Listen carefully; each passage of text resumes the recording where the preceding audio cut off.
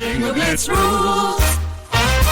If your bingo has ads in it, That's not a bingo. if it doesn't have the coolest tournaments, mini games, and the most breathtaking design, Nope, not a bingo. if your bingo moment makes you feel so excited that you just want to burst in joy and scream out loud, bingo! Sorry, so you're playing... Bingo Blitz? Now that's a bingo. Discover a world of excitement with Bingo Blitz, the #1 free bingo game. Download Bingo Blitz and play for free. Now that's a bingo. Botox Cosmetic, out of botulinum toxin A, FDA approved for over 20 years. So, talk to your specialist to see if Botox Cosmetic is right for you. For full prescribing information, including boxed warning, visit BotoxCosmetic.com or call 877-351-0300. Remember to ask for Botox Cosmetic by name. To see for yourself and learn more, visit BotoxCosmetic.com. That's BotoxCosmetic.com.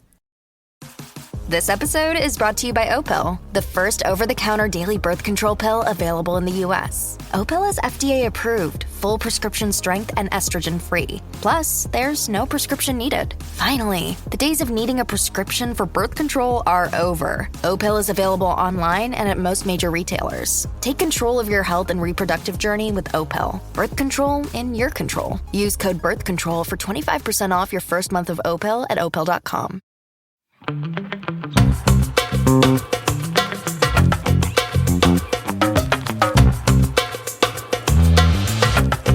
Hi, hello, welcome to a brand new episode of Don't Blame Me. Woo! This is a podcast where we, your two favorite people, give you wonderful, amazing, life-changing advice that, rumor has it, couldn't change your life. Hopefully for the better. And if it's for the worse, you definitely have to give us an update.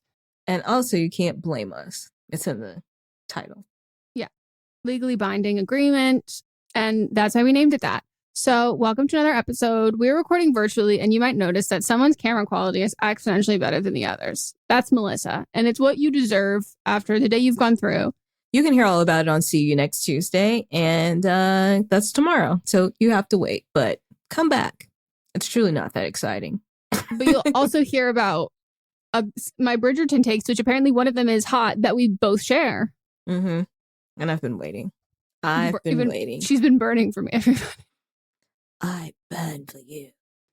So, yeah, I can't. I can't. That's your little sneak peek. So yeah, on this podcast, we give you advice, and you can call into the show, you can write into the show, you can slide into our DMs, and then we can help you out. So if you would like to participate in an upcoming episode, you can leave us a voicemail at 310-694-0976. International listeners, you can send us an audio message to meganpodcast@gmail.com. If you would like to email a submission written out, that is the same email address. And then you can slide into the DMs over on our Instagram account. So for the audio versions, you have 3 minutes. If it's recording a voicemail, you'll be cut off. But if it's a voice memo, we will then manually cut you off. So we ask that you write everything down, time it, and read it out loud a couple times to make sure you fall under that 3-minute mark. We want for everything for you to include your age, your fake names, and so it's all anonymous, so you can create that for other people. But if it's about a relationship, how long you've been together, if there is deep-seated beef and drama, you have to give us a smattering of the beef. You have to give us a sprinkling. You can't just tell us that there's beef. Give us a little bit of, tell the story, paint the picture, so we can give you the best possible advice. And you have to be H and over, have your parents' permission. You can include your pronouns if you would like. And then for the written versions, it's all of those same things, except instead of under 3 minutes, it has to be under 300 words. So just the best and most relevant information we get means we can give you the best advice. And yeah, you can let us know if you're sensitive. We'll keep that in mind. And we are also here to encourage both good and bad decisions. So depending on what they are. We can also be here to discourage both good and bad decisions. So it just depends on the situation. Yeah, just know that you don't necessarily know what we're going to say or what we're going to feel. But sometimes we encourage the messiness. So don't think you're going to call in and be like, oh, they're going to chastise me. We might not. We might surprise you. And you can watch the video version on Patreon. I was just posing for you all so you could see it. So cute. Before we get into today is a whole write-in episode. Before we get into all the write-ins, I want to give everybody a little life hack that I just thought of, that I did yesterday. If you would like a free meal using the DoorDash app. I'm sure the other apps will actually might use it too. But a lot of restaurants, they haven't taken pictures of the food that they need for the things. And so I just went through, I got sushi yesterday and I just ordered everything that was like, if you take this picture, then you can get $3. So I got 4 different things. And the next time I get some food, I will have it paid for. Wait, I've never heard of that. That's crazy. Yeah. So this was on DoorDash. And it was some sushi restaurant that also was doing like happy hour too, because I ordered around 4. And so they were doing happy hour. So everything was already cheaper than it usually is. And so I just took pictures and sent them in. And then I get credits for it. And the next time I get on DoorDash, I'll have $25 in credits.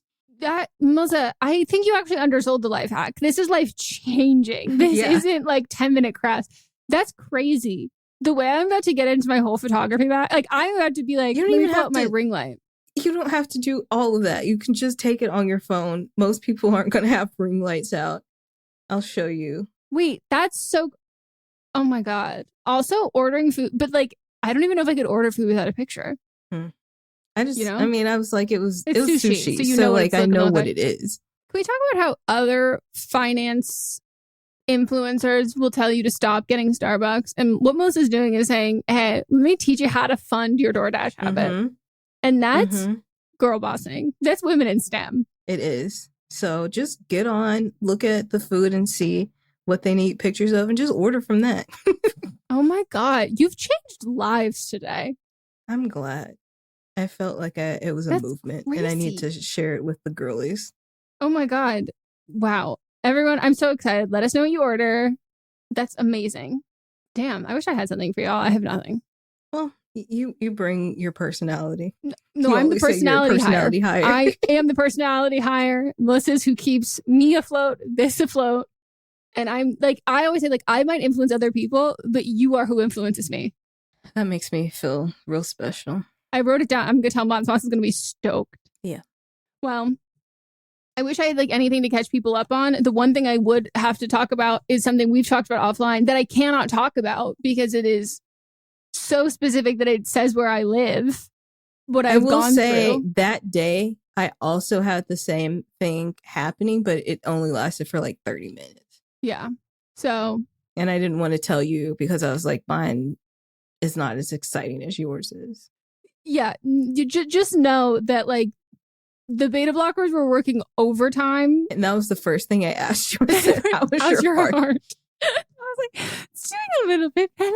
But yeah, so just know that like sometimes like you go through things and like you want to tell people and be like, listen how crazy this is, but you can't do it without revealing where you live. So maybe when I move, I'll be like, I was supposed to be in the music video. Like it's gonna be that vibe. So yeah, but I think that's all I have.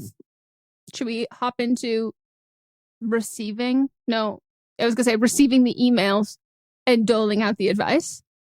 Yeah, sure. I don't know. I took my Adderall a while ago. Do you want to read the first one? I'm ready. Okay. Hi, Meghan and Melissa, longtime listener, first time quote unquote caller, writing in for Don't Blame Me on behalf of me, 23, she, her, and my boyfriend of almost 2 years, 20, he, him. He helped me write this and is eager to hear your advice. We're both dancers working professionally, and he is 1 year off from finishing his training and becoming a freelancer like me. We did a relationship check-in recently, and I discovered he feels uncomfortable talking to me about auditions and jobs because I make comparisons to my career, often negatively. Quote unquote, I'm not booking jobs. I wish I booked that job, etc. Naturally, he feels unsupported, like we're not celebrating him, but also that I'm underappreciating my work, which leads him to comforting me when we should be celebrating him. I don't think I've done this often, but we've both been struggling lately with our mental health, and I've noticed an increase in this kind of talk from me and his tolerance for stress lower, hence it coming up. I don't think I've done this that often, but regardless, I feel awful that he's felt this even once. I'm a competitive person who suffers from imposter syndrome, so I've definitely been an arsehole on occasion and let my insecurities get the better of me when talking about jobs we're both going for. I'm actively trying to improve my self-esteem and when I can't afford to go back to therapy and counseling. But as he enters the professional world officially and our relationship progresses, I'm worried this is going to come up more often. We want to work on this together, so let me know if you have any tips on how to navigate this as people working in the creative industry. We are both sensitive, so please be kind. Sensitive dancers. I love that one that y'all wrote this together. It's like really cute. Yeah, that's very cute. So I'm guessing he also listened since he was eager to hear our advice as well. And then 2, that y'all are having relationship check-ins. Like, y'all seem At like that age. Yeah, like very well adjusted in that sense. So kudos to both of you. I can see that. I know. This is tough. Like, because you're in the same industry, I think that like it's great for you to be like, oh, the fact that I've said this like makes me feel awful and made him feel this way feels like totally awful. I would like try and remove the like, I don't think I've said it. I don't think, because it's not necessarily something that you would remember, because if you're in a very negative headspace, being negative is not memorable. But like when you're being negative and it takes away from like someone else's shine or someone else's excitement, that will be memorable for them. So I think kind of like taking away like, well, I don't think it's happened. Because like you said, even if it's just happened once, like that's just not cool. And I think that like it's healthy to have boundaries within your relationship in general. And like this might just be like a temporary boundary. I don't know how often you're going out for like the same jobs, and like if one of you books it, the other one can't. Like, do you know what I mean? So like if I think about in the sense that like there are a couple actresses who I'm quite familiar with spending. I've probably spent years at this point in total time added up in a casting waiting room together. And I see the same people at every other, like we go out for the same roles, and I'm not close with them. I'm not friends with those people because like it's just weird. And then I have like people I know who like we've gone out for the same role and like we're so different. And so it's like, oh, if they cast you, it wasn't between you and me. Like we're so different. It was like a totally different choice.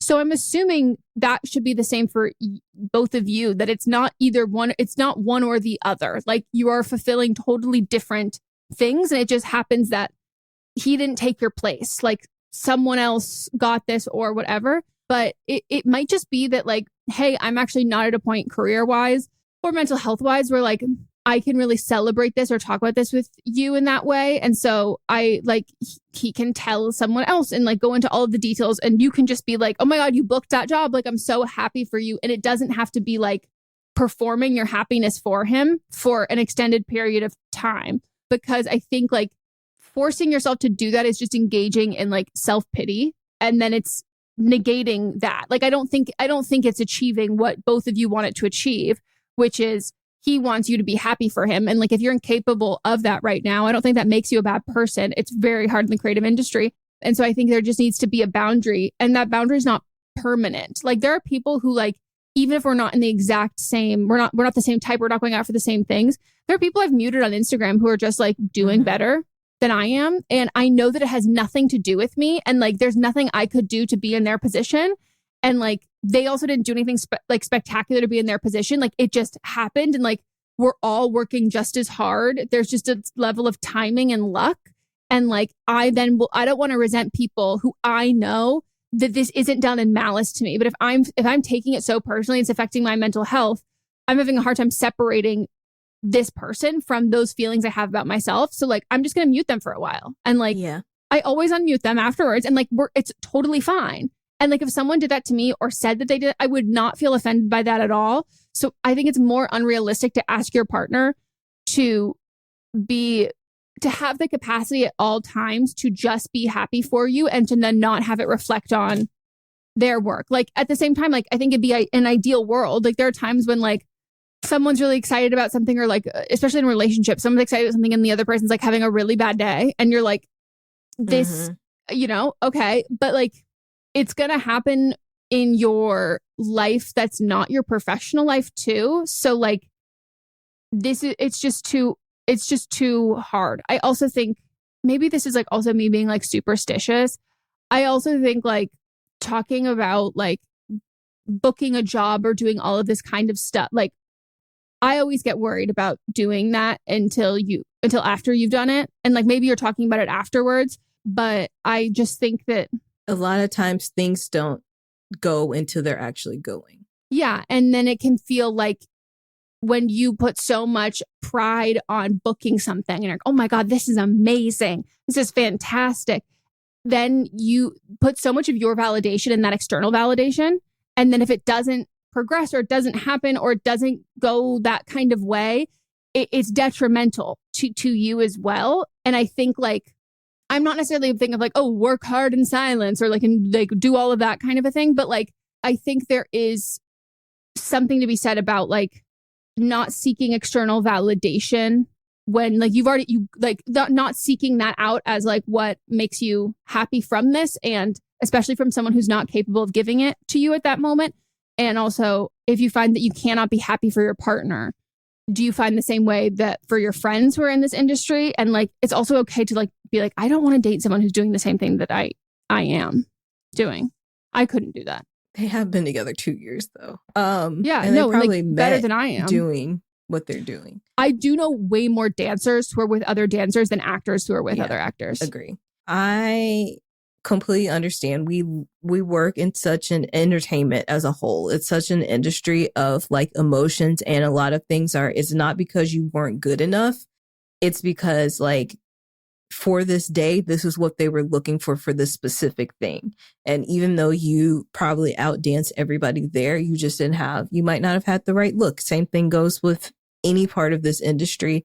You could like, for me, if I'm like pitching for something, like to everyone else that has given me notes on this saying like, this is so good, it needs to be on TV. But those people that are in charge are like, we don't have space for that right now. But this is so good. Like, keep trying. But like right now, this isn't good. Like, it has nothing to do with me and my ability.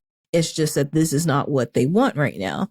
I am conscious because I think most of my friends work in entertainment, and I'm conscious of like, if something good is happening for me, not to let them in on something until like one, it's actually going, or like two, making the first thing actually. One is to make sure that they're in a place to hear what is happening to me, because like if they have been like so burnt out on getting so many no's, I'm not gonna share my excitement, even though I want to share. And I'm sure they would be excited for me too. But like in the back of their mind, it's like, yeah, but I've been going at this so long too. When's my chance coming? Mm-hmm. And so like, I'm super conscious of that. But like, just being like anybody that works in anything, like it's hard to, when you're so excited about something, to also share that with people that may not be like at a place where they can accept it for you. And I get like Megan was saying about like not telling people until things are going. Like, for example, this writing job that I wasn't even up for it. I put in my resume for another job for it. and I put myself up for it. And then I got like, hey, we're interested. Like I did that in February. And then they're like, we're interested in you for this other job, was the actual job that I wanted. And they told me that in April. And then like, I didn't hear back I heard back like after I negotiated everything. And then it was like, the next person will be in contact with you. And then they weren't. And I was just like, I guess this isn't happening anymore. And now I've told all these people, and it's like embarrassing. But I knew it had nothing to do with me. But then luckily I heard from them this week. And so like things are moving forward now. And so like, it's just like my emotions there were like so up and down that I was like, now, like, I'd start like picturing things that I can do. And like, you know, you put those things in your head, and then when someone else is doing something that that's actually going, it's like, yes, I'm excited for them, but it's like, here I am where I've told people that this thing is happening and then it's not actually happening. And like, I'm sad, but now it's happening and I'm excited again. Yeah. Well, and it's kind of like people don't really talk about what they don't get until they're faced with someone talking about all the things that they did get. Like there's not a lot of like checking in on people being like, hey, did you book that job? And it's like, no, if I would have told you if I did. Yeah. And so like, it's kind of like, you're only really talking about the work when someone's doing it, when someone's booking it. And then that's kind of the only opportunity for people to talk about that they're not booking.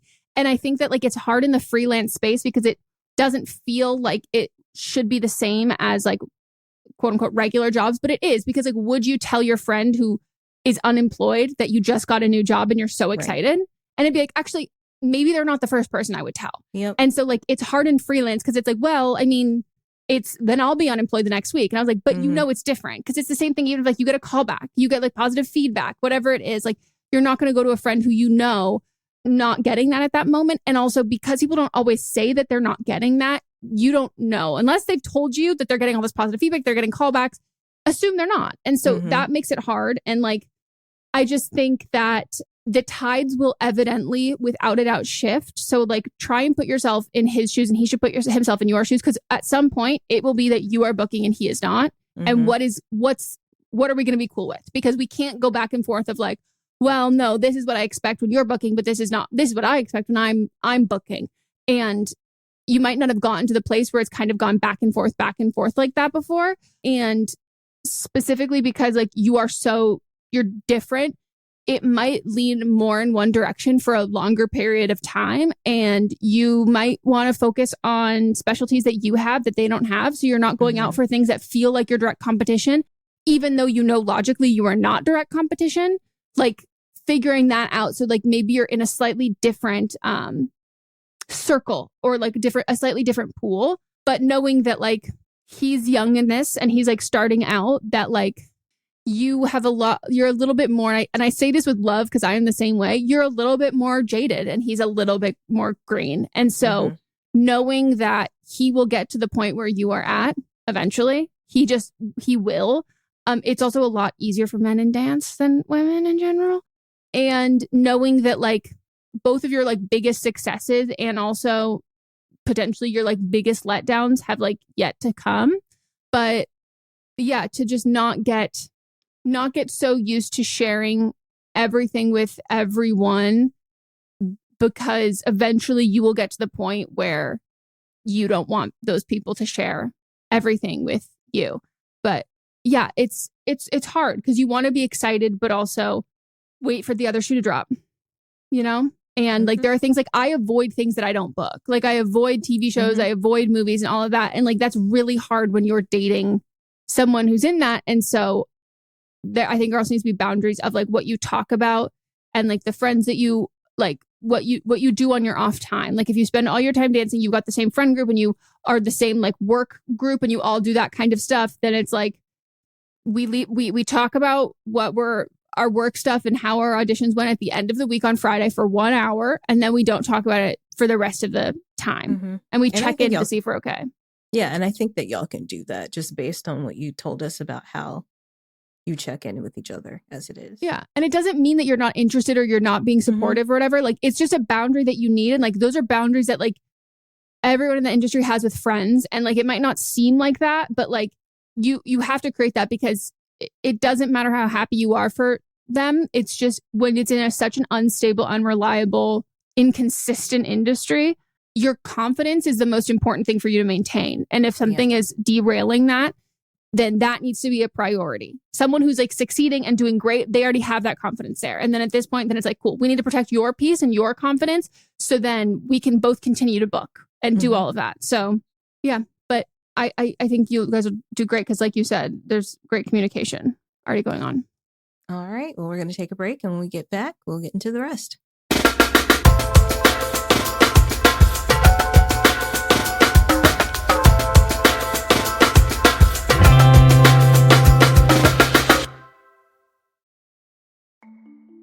As a podcast network, our first priority has always been audio and the stories we're able to share with you. But at Realm, we also sell some pretty cool merch, and organizing that was made both possible and easy with Shopify.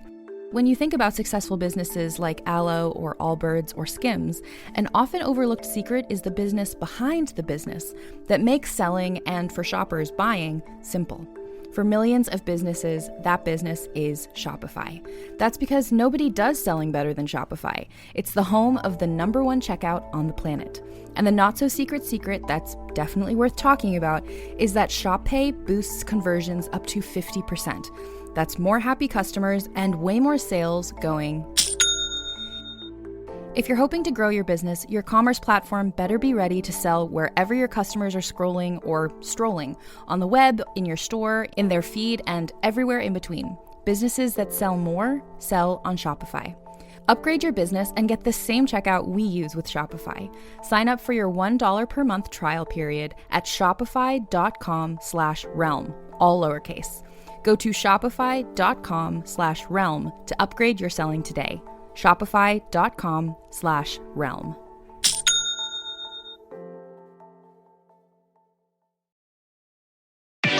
Max Bankman, I'm the new doctor. Welcome aboard the Odyssey. ABC Thursdays. This ship is heaven. We're tending to our passengers' dreams. I'm in. From 911 executive producer Ryan Murphy comes a splashy new drama on a luxury cruise ship with Joshua Jackson and Don Johnson. It's your job to keep everyone alive. She's in VFib. 1, 2, 3. Clear. I have a pulse. You're going to be okay. Dr. Odyssey. Thursdays, 9/8 Central on ABC and stream on Hulu. What's up, everyone? It's Noah Daniels. Hey, y'all. I'm JJ. Hey, guys. It's Kat.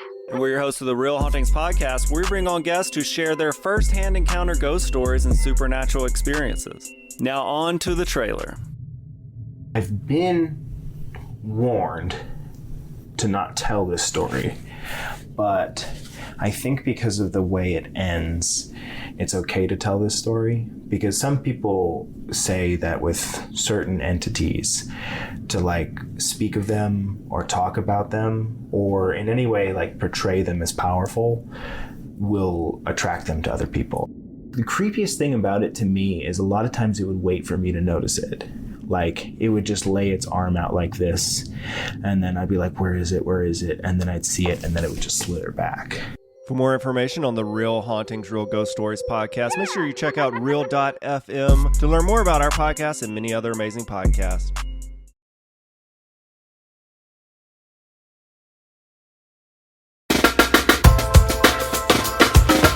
And we're back, and it's time for the next. Hi, Megan. Hi, Melissa. I am calling in and being completely transparent, so please do not judge my relationship too heavily. Ooh. Can't promise. I am 26 and I use she, her pronouns. I have been in an on and off again relationship with my boyfriend for the last 3 years. Our relationship is toxic. Okay. Not in an abusive way whatsoever. We just argue all the time. Then we make up, usually with sex, but we make up. Then we have good days, sometimes even weeks before we are right back at it. It's a ridiculous cycle. We have tried to step away from each other numerous times only to wind up together again. We love each other so much and we always are drawn back to each other. We are currently on an off period where we are trying to date other people. I have went on a few dates and I'm not happy with the guys. All I do is compare the guys I'm dating to my boyfriend, and I know that's not fair. I just do not know if going back to my boyfriend is a good option either. We still talk daily, but keep our dating life separate. It's all such a mess and I don't know what to do. I know I should probably take some time and be myself and be by myself, but I just don't want to. I want my relationship back, but I want to be healthy. How can we make it work? How can we get our relationship to where we have consistent good days? I just want to be happy with him and he wants to be happy with me. Somehow we just can't get on the straight and narrow. Any advice would be greatly appreciated. All right. I think, let me get back so I can see your face. That tells half the story. I think that you need to, if you want this to be healthy, a healthy relationship, maybe identify the things that you like about him, that you love about him, and then also identify the things that y'all are arguing about.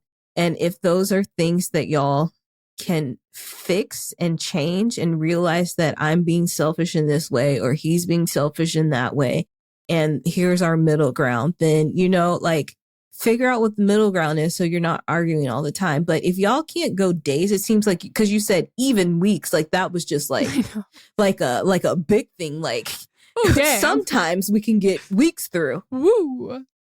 But if y'all can't just go days through, you might just be like fundamentally incompatible. And this isn't you're not able to enjoy these people that you're going on dates with because you're not actually broken up from him, because you're still talking to him every day. So let's say you're on your off period. Let's that means you're actually off. Like, you don't talk to him. Yeah, stop calling him your boyfriend. Yes, and you still called him your boyfriend. Like, don't talk to him. Do not call him your boyfriend. Go on these dates and keep an open mind. And you're probably like blocking people that could be a good match. Because like going on a date to begin with is scary, and you've already opened that door. So let's just try to be more open-minded, because this might not be the guy for you if y'all can't go a day without arguing. Like, what are y'all arguing about? What are these arguments? Like, is it just like, I left my keys in one place and then you thought, but then they moved them, and then like it's like that argument. Or I don't know if you saw this video on TikTok, but this girl starts filming her boyfriend, asking him like why he flicked this water at her, and he's like, I didn't flick, you're just trying to get this for views. Like, why are you doing this? Why are you saying that? Like, we don't need clicks for views. Like, can we just like not fight for once? She'd set up a separate camera and he didn't know it. And on the second camera, you can see that he's the one that threw the water at her. And then she starts filming to prove it, because he's been gaslighting her. And she's like, I need to make sure that I'm the same one. God, I love women. This is why they won't let us run the country. Mm-hmm.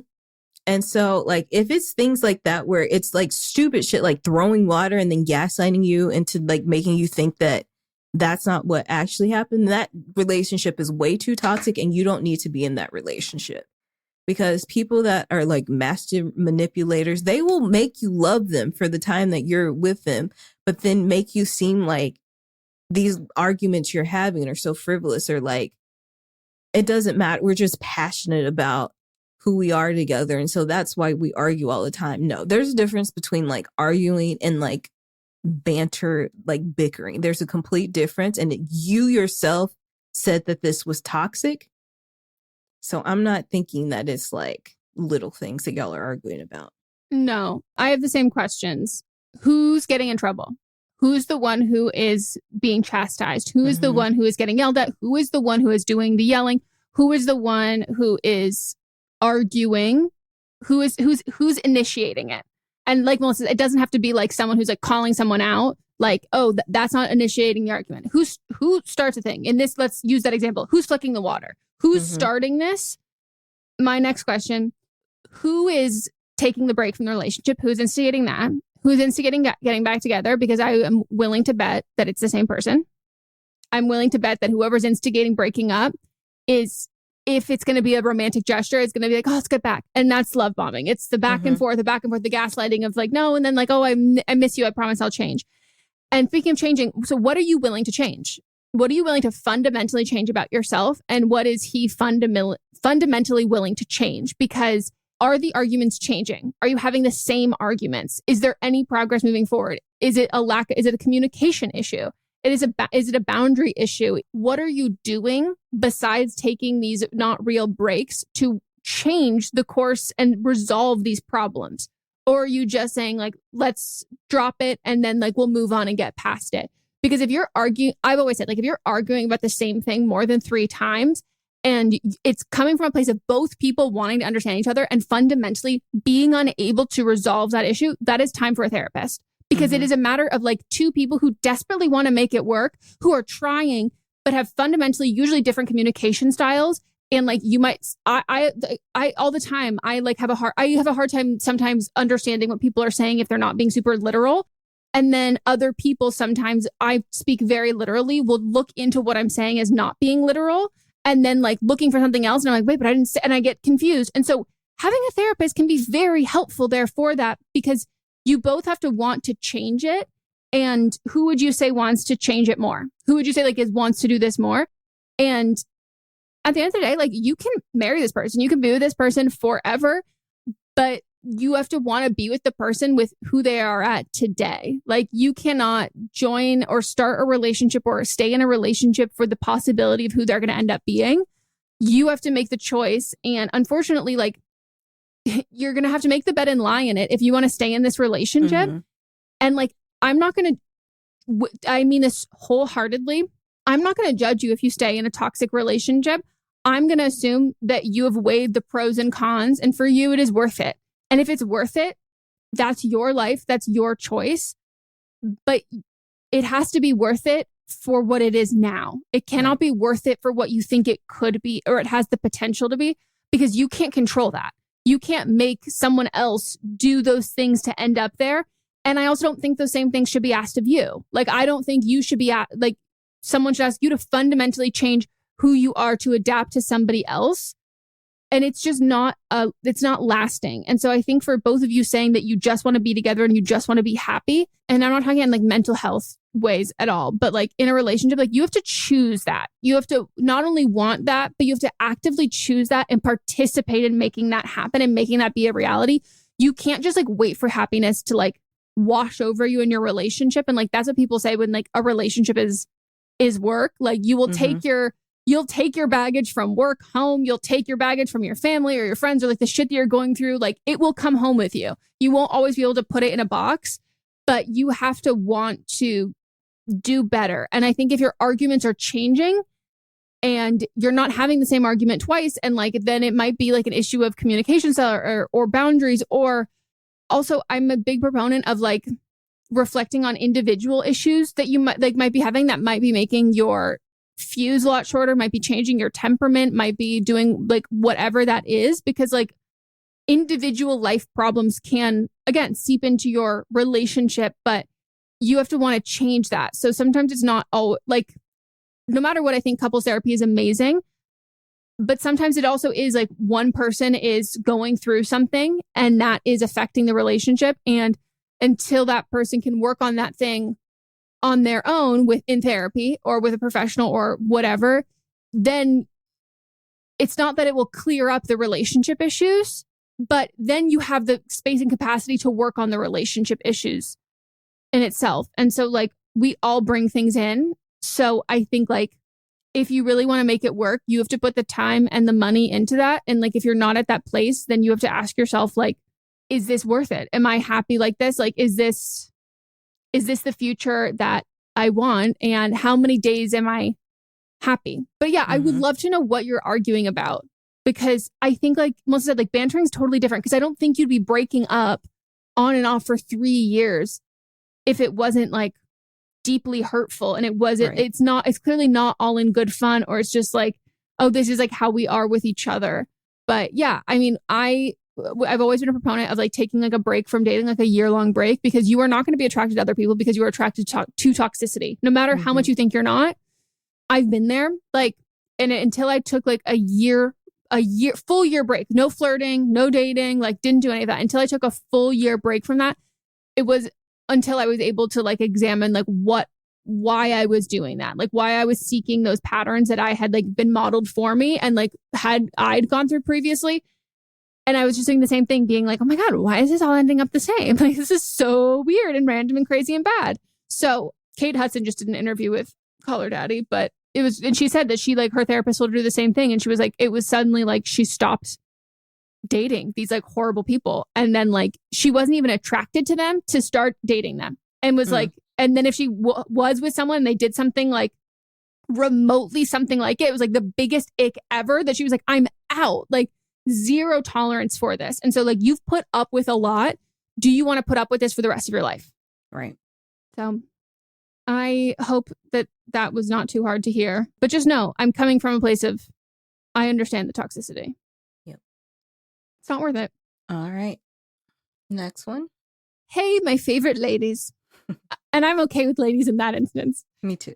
I'm a 22-year-old female, she, her. I graduated last weekend from college. Congratulations. Oh, shout out class of 2024. We did it.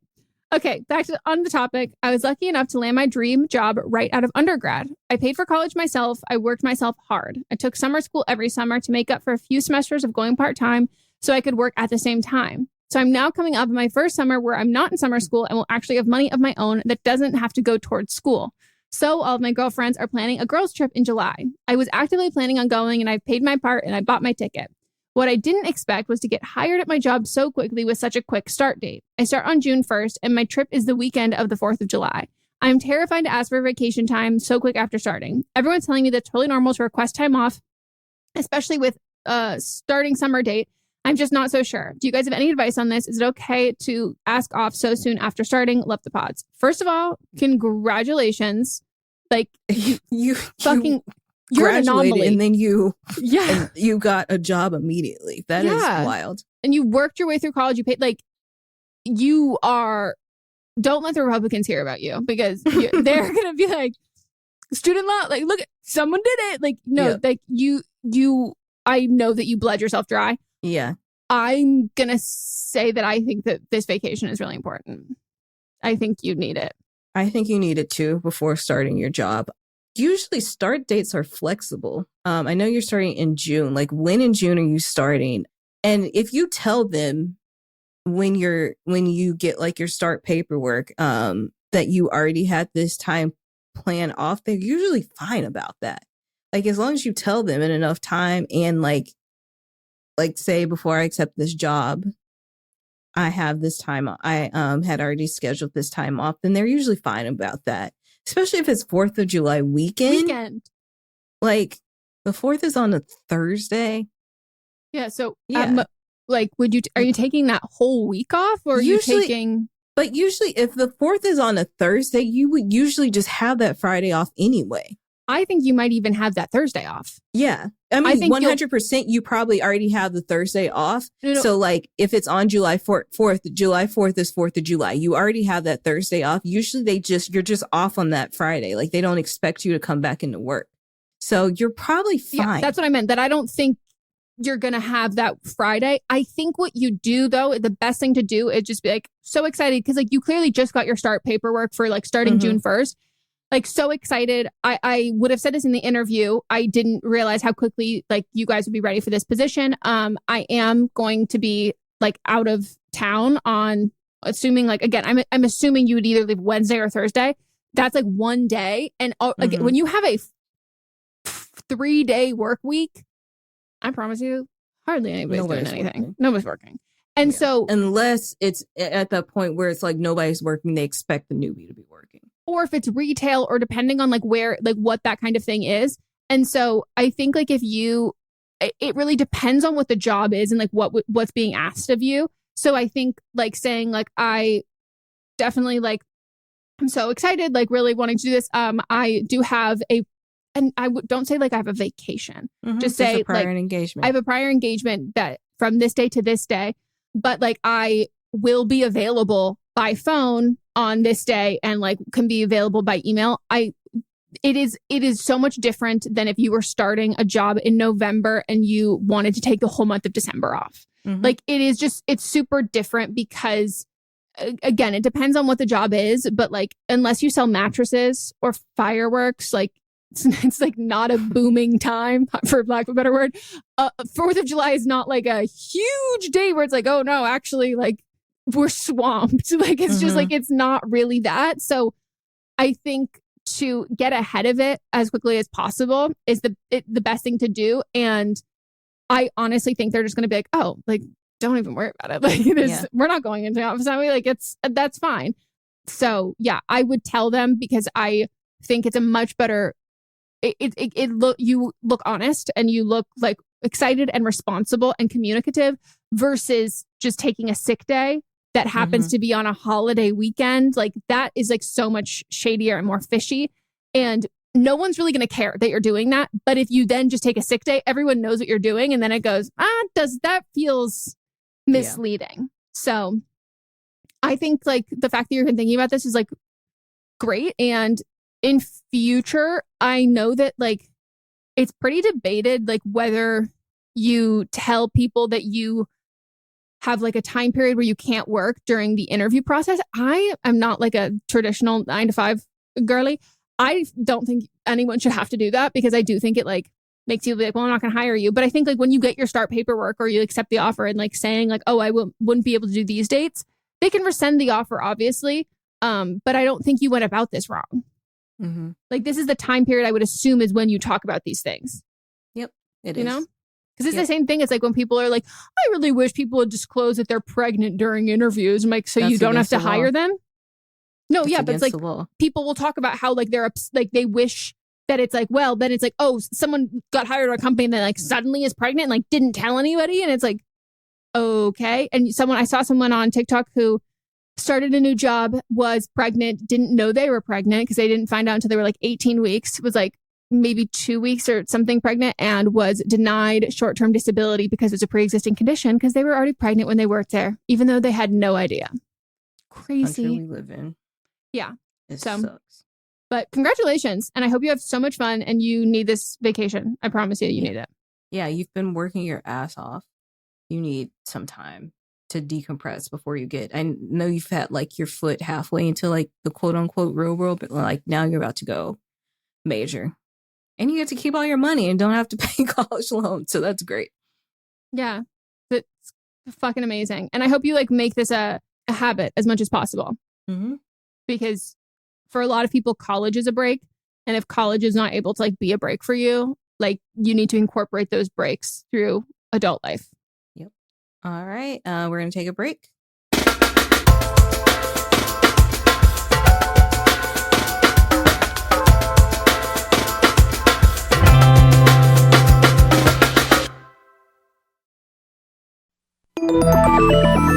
With something like 5 million podcasts, finding a really good one can take a ton of time. So let me recommend one. It's called Something You Should Know. I'm the host, Mike Carruthers, and in each episode, we discuss topics that can be really helpful, like how to read people better, the psychology of crowds, or fun things like the story of Legos, or why you probably wouldn't be here if it weren't for horses. Something You Should Know is the name of it, wherever you get your podcasts. Do you love Disney? Then you are going to love our hit podcast, Disney Countdown. I'm Megan, the Magical Millennial. And I'm the Dapper Danielle. On every episode of our fun and family-friendly show, we count down our top 10 lists of all things Disney. There is nothing we don't cover. We are famous for rabbit holes, Disney-themed games, and fun facts you didn't know you needed, but you definitely need in your life. So if you're looking for a healthy dose of Disney magic, check out Disney Countdown wherever you get your podcasts. Hey everyone, join me, Megan Rinks. And me, Melissa DeMonts, for Don't Blame Me, But Am I Wrong? Each week, we deliver 4 fun-filled shows. In Don't Blame Me, we tackle our listeners' dilemmas with hilariously honest advice. Then we have But Am I Wrong, which is for the listeners that didn't take our advice. Plus, we share our hot takes on current events. Then tune in to see you next Tuesday for our listener poll results from But Am I Wrong? And finally, wrap up your week with Fisting Friday, where we catch up and talk all things pop culture. Listen to Don't Blame Me, But Am I Wrong on Apple Podcasts, Spotify, or wherever you get your podcasts. New episodes every Monday, Tuesday, Thursday, and Friday.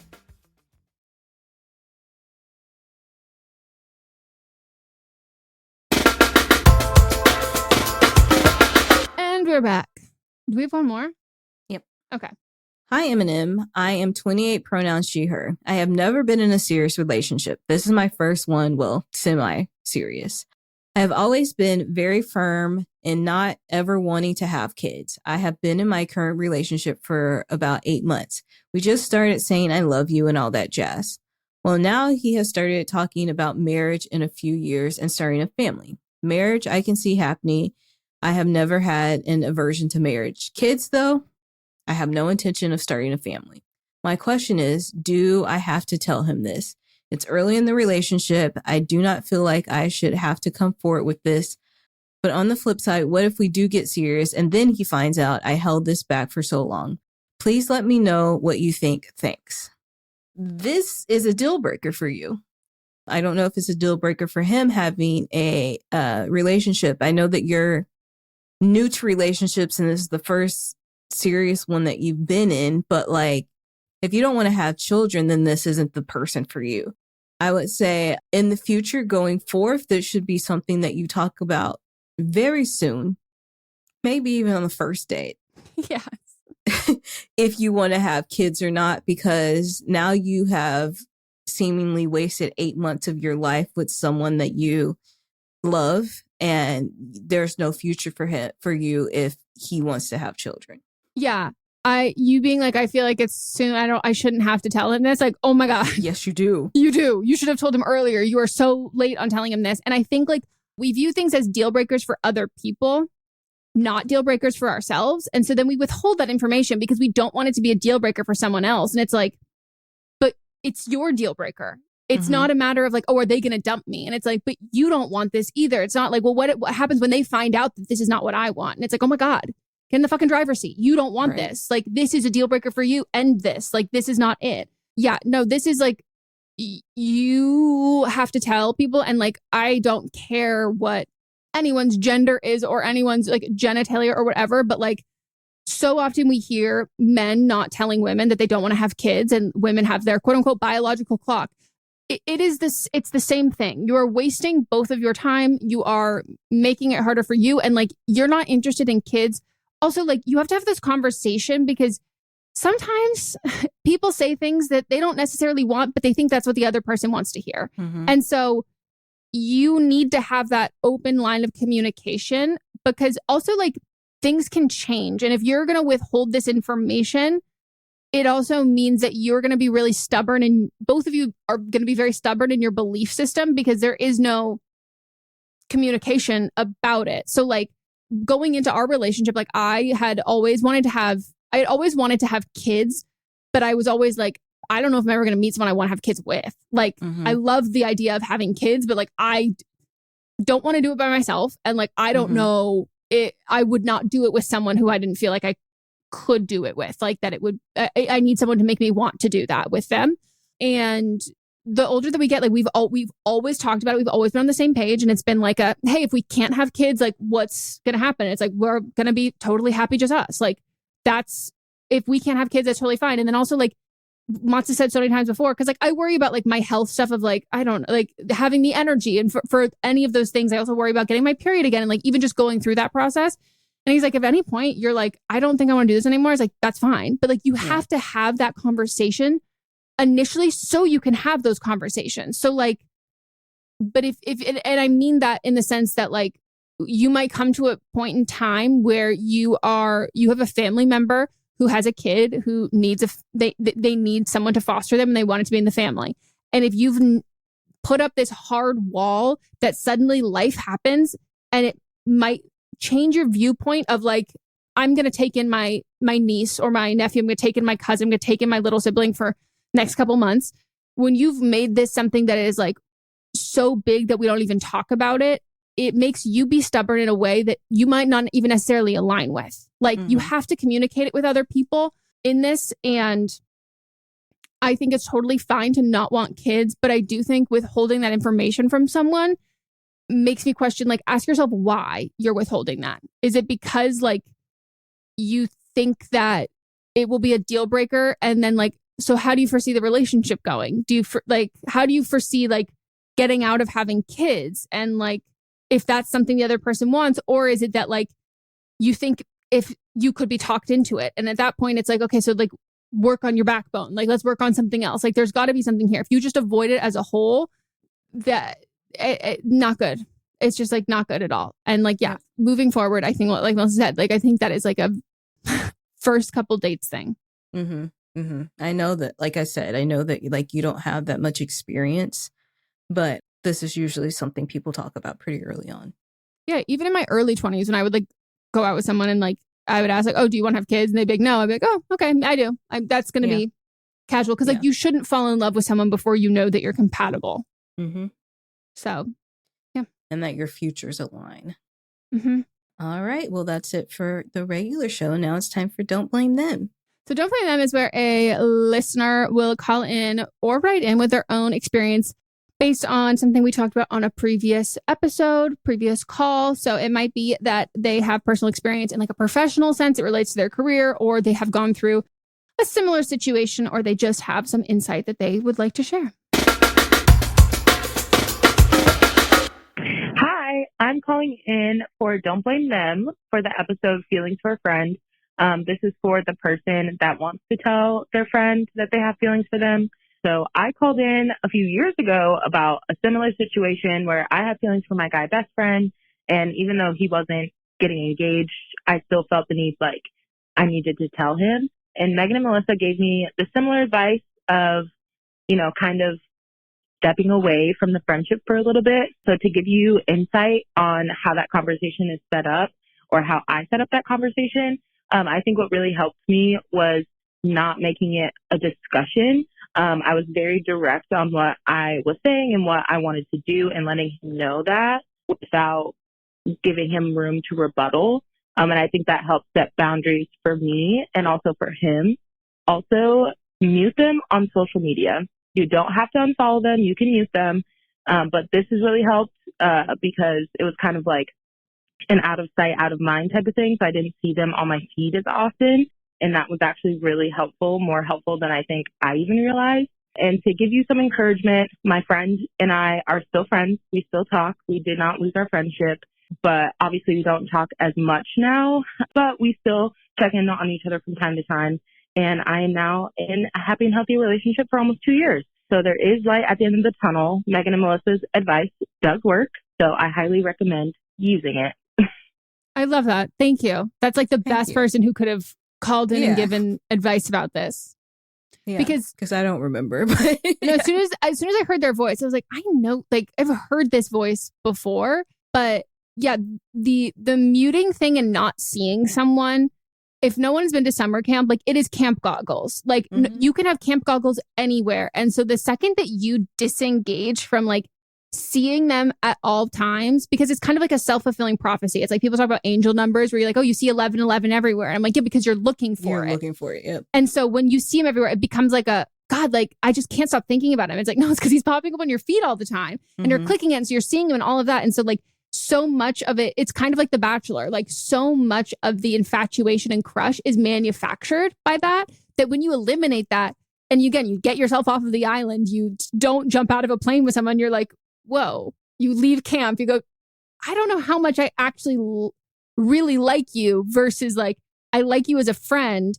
And then I like the idea of you. But like when I separate that, it's a lot easier for me to process my own feelings because like your face isn't just like popping up like Rick Astley memes. Like, it's just like, I have a break from you. And it's not like, oh, the universe is giving me a sign that you're always in my head. It's like, no, social media is feeding me your content. So yeah, I think it's the hardest thing, but it's like the best. And like, you can apply that to like any sort of person that you are checking in on. It can be like an enemy. It can be like a friend. It could be someone you're jealous of. It can be a celebrity. But like, I've like been in that where like, it's like a hole. And like I have my therapist be like, have you tried to like just like not looking? And I was like, no. And she goes, well, what do you think would happen if you didn't look? And I was like, I think I wouldn't think about it as much. And like, I am like mad and I want to think about it.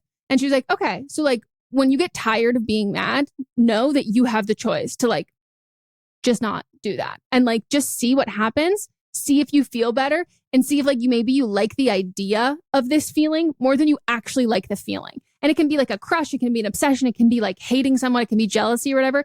When you've done it for so long, it can feel comforting.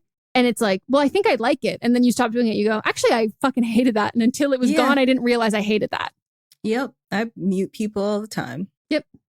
And I'm just like, okay, it helps. It does help a lot. It helps a lot. Even people that I believe are my enemies. A lot of times it's just one-sided. They're not actually my enemies. Totally. But it's just people I'm just like, you're here and I don't like seeing you. But like, I can't unfollow you because of optics and things, but I'm just going to mute, and it makes my day a lot better. Sometimes you bring those things onto yourself. Yeah. And the first time you do it, the next time it makes it so much fucking easier. And it's like, you now have this like cheat code of like how to make yourself not like scowl when scrolling through your phone. And it's like, oh, that was so fucking easy. And they don't even know. It doesn't have to be like you said, it's like a one-sided thing. And it just makes yourself feel better, I promise. So thank you for giving that advice. Like that was like, you're the perfect person for this. Yep. Thank you so much. Yay. All right. Well, that's the end of our episode. We hope you all enjoyed, and we want to hear from you. So give us a call, write in for an upcoming episode. It's everything I listed at the beginning. And we also have all the information on our website and our show notes. You can also join our Patreon to support the show. Watch the video versions. You can join our live streams we do twice a month. You might be someone that we end up loving. If we get to know you and we love you. We have such a great time. It's awesome. I also have said it before, but I really recommend it for people who are moving to like new cities, because I think that's like one of the biggest things. A lot of people like will be like, oh, I just joined the Patreon because I just moved and like I don't know anyone here. So you might meet people who are in your area, or at least just like help with socializing. And you meet people from all over. We've got our Irish girl up in here. So Ireland, come on in, roll in. We're waiting. And yeah, it's a great time. We also have a lot of other podcasts for you. So tomorrow you can listen to See You Next Tuesday. And then we have a break on Wednesday. Then Thursday we have But Am I Wrong? Where it's like the aftermath of this episode. You didn't take our advice. Then we rule with our iron gavel, who we think is wrong, also pop culture. And then on Friday, we read the results from what you voted for in the prior episode of But Am I Wrong? And I think that's everything. That's everything. Okay. All right. Well, we'll see you tomorrow. Bye. Bye.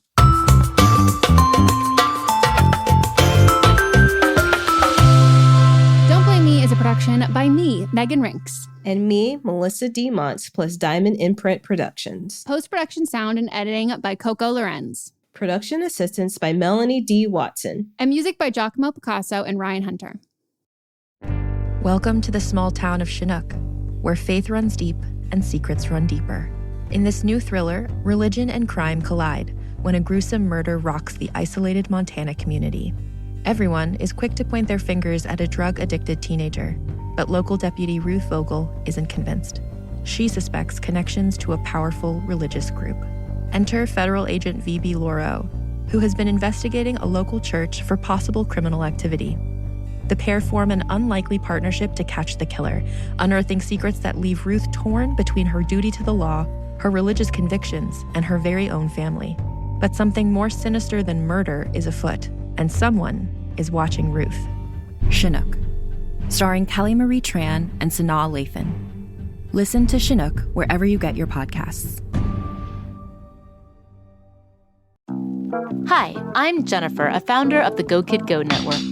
At Go Kid Go, putting kids first is at the heart of every show that we produce. That's why we're so excited to introduce a brand new show to our network called The Search for the Silver Lining, a fantasy adventure series about a spirited young girl named Isla who time travels to the mythical land of Camelot. Look for The Search for the Silver Lining on Spotify, Apple, or wherever you get your podcasts. Merry Christmas, everybody. My name is Eric Peterson. I'm here with my good buddy, Danny Jordan. And we are the co-hosts of the Let me try that again. Merry Christmas, everybody. My name is Eric Peterson. I'm here with my good buddy, Danny Jordan. And we are the hosts of Christmas Countdown Show. We're so thrilled to be bringing the merriment to you all this holiday season. It's going to be awesome. It's going to be massively merry, gigantically jolly, fantastically festive, as some people might say, Eric. We are all about alliterations, and we are all about Christmas spirit. On Christmas Countdown, we love to count down our top 10 favorite things related to the holiday season. That could be food, movies, music, everything that we all love about this massively merry good time. So wherever you get your podcasts, make sure you click that subscribe button. Eric, are you ready? I am ready, and we hope that you are too. Merry Christmas, everybody. Let's go. It should be like, let's go, ho, ho, ho. Yeah, it should be. Yeah.